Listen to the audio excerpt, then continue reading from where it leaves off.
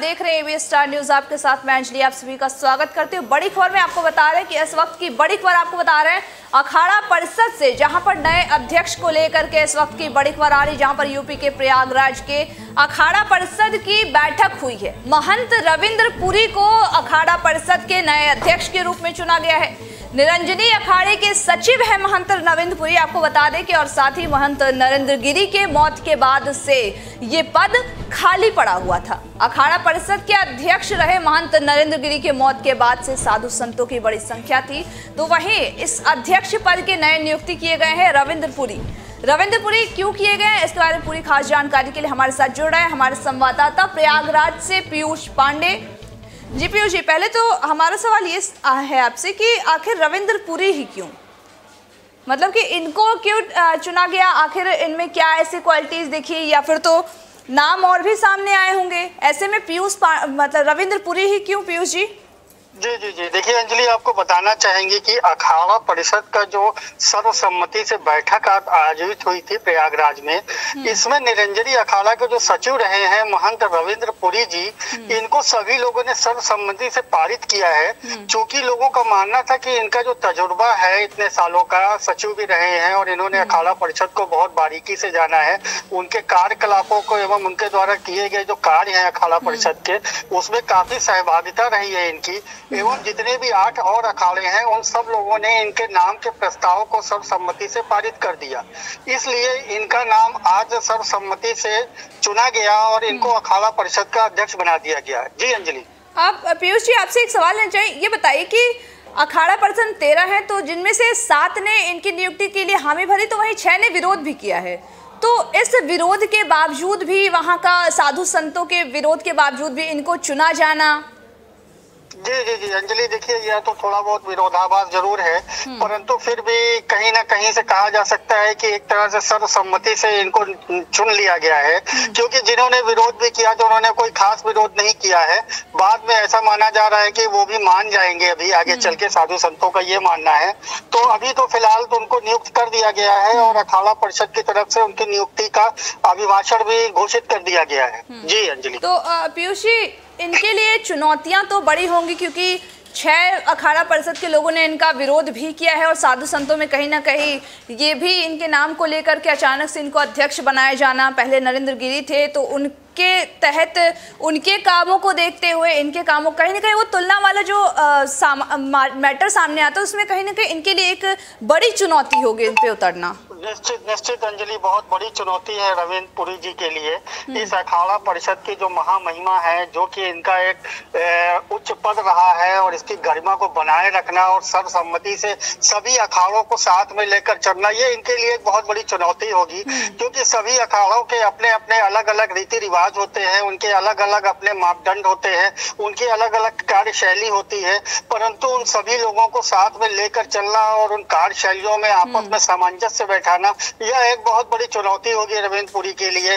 परंतु जहां तक उनका तजुर्बा है, उससे यह माना जा रहा है कि वह सामंजस्य बैठाने में मेरे हिसाब से, या और भी जो भी साधु संत हैं उनके हिसाब से, पूरी तरह से सक्षम रहेंगे। जी जी पीयूष जी, ये बैठक कहाँ बुलाई गई थी जहां पर ये तय किया गया है कि इनको अखाड़ा परिषद का अध्यक्ष बनाया गया है? जी, प्रयागराज में अखाड़ा परिषद का अल्लाहपुर में इनका जो है आश्रम है, जहाँ पे श्री नरेंद्र गिरी जी महाराज जी रहते थे, वहीं पे सभी सर्वसम्मति से आज वहाँ पे बैठक बुलाई गई थी। उस बैठक में सभी अखाड़ों के महंत और एवं उनके पदाधिकारी उपस्थित थे।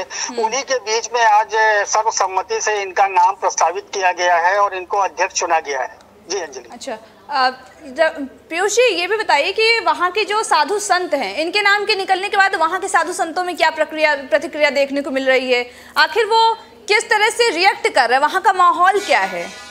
जी देखिए, अपने अध्यक्ष बनने के बाद ही पहला भाषण जो संबोधन किया था उन्होंने कहा था, देखिए जो भी राम की सरकार है हम उसका ही समर्थन करेंगे, क्योंकि जो राम को सपोर्ट करते हैं या राम के हित में हैं, हम भी साधु संत समाज भी उनके हित में होगा। उन्होंने योगी जी एवं मोदी जी का जो है काफी गुणगान भी किया और उन्होंने कहा कि यह सरकार पूरी तरह से संतों के हित में है, हमको उसको पूरी तरह से सहयोग करना चाहिए। उसी में जो साधु संत है उनका काफी मिलीजुली प्रतिक्रिया रही है, कोई खुलकर कुछ भी तो नहीं बोला है, परंतु फिर में सभी ने इनका सहयोग करने का पूर्ण आश्वासन दिया है। जी पीयूष जी, एक आखिरी सवाल आपसे लेना चाहेंगे। आप हमारे दर्शकों को बताइए कि इनको जो ये पद दिया गया है, इस पद के थ्रू इनके पास क्या कुछ अधिकार हैं, किन अधिकारों का ये उपयोग कर सकते हैं? जी देखिए, जिस तरह जिम्मेदारियां क्या होंगी इनके ऊपर? जी जिस तरह के अधिकार नरेंद्र गिरि जी महाराज जी के पास थे, जो कि निर्णय ले सकते थे, धर्म से संबंधित कोई भी कार्य हो, किसी भी मंदिर का जीर्णोद्धार करना हो, उसके बारे में यह निर्णय ले सकते हैं। सभी मठों को 2024 में जब हमारा प्रयाग में संगम में जो हमारा महाकुंभ लगता है, उसमें किस तरह का सारे कार्य किए जाएंगे, किस तरह से नहान कब होगा, कैसे होगा, पहले कौन जाएगा, इस तरह से धर्मों से रिलेटेड जितने भी मैटर हैं, उनमें सारा इनका हस्तक्षेप होगा और इनका निर्णय ही मान्य होगा सभी मंदिरों एवं मठों के लिए। जी सर। पीयूष जी, एक सवाल और है कि महानिर्वाणी अखाड़े की ओर से इनके सरकार का 1 करोड़ रुपए का ऑफर इन्होंने ठुकरा दिया था, ऐसी भी बातें सामने आ रही रविंद्र पुरी ने, तो इसके बारे में? ऐसे भी कुछ बातें सामने आई है। इन्होंने कहा था कि मैं संत हूँ और ऐसे प्रलोभन या ऐसे जो भी हमारे ऑफर हैं उनको मैं नहीं मानूंगा, जिसकी काफी चर्चा भी रही थी। परंतु इन्होंने अभी भी स्पष्ट कह दिया है कि मैं सेवा भाव से काम करूंगा, संतों के हित के लिए बात करूंगा, एवं जो समाज में समाज का जो सनातन धर्म चला आ रहा है उसको आगे ले जाने का काम करूंगा, मंदिरों का जीर्णोद्धार करूंगा, जो मंदिर पुराने हैं जिन पे कोई देख रेख नहीं होती उनमें हम पैसा खर्च करेंगे, जो बाहर से भक्त आते हैं, जो श्रद्धालु आते हैं यहाँ या मंदिरों में आते हैं, उनके लिए जो भी व्यवस्था हो सकती है वो उचित व्यवस्था कराएंगे। ऐसा इन्होंने पूरी तरह से आज हम पत्रकारों को आश्वासन दिया। जी हाँ जी।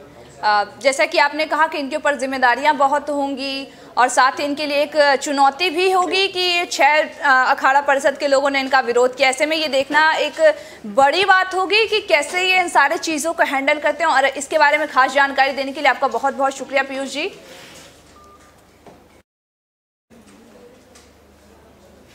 तो जैसा कि आपने देखा कि हमारे साथ हमारे संवाददाता जुड़े हुए थे पीयूष जी, जिन्होंने बताया कि रविंद्र पुरी जी के लिए बहुत बड़ी चुनौती होने वाली है, क्योंकि 6 अखाड़ा के परिषद के साधु संतों ने विरोध किया है, तो वहीं 7 अखाड़ा परिषद के लोगों ने इनका सपोर्ट भी किया है।